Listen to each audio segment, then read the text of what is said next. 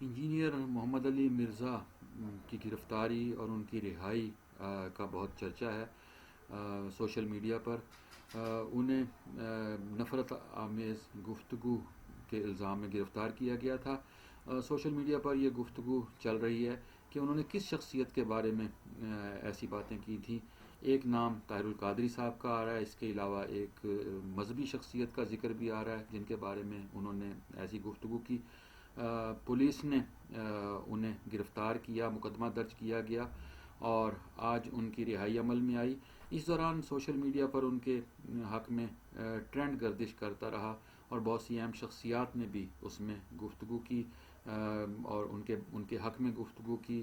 مرزا صاحب کی گفتگو اور ان کے جو بھی لیکچر ہیں وہ سوشل میڈیا پر حرکت میں رہتے ہیں، وائرل رہتے ہیں، اور ایسی گفتگو یقیناً پڑھنے والوں کو، سننے والوں کو اور ان کے پیروکاروں کو بہت پسند آتی ہے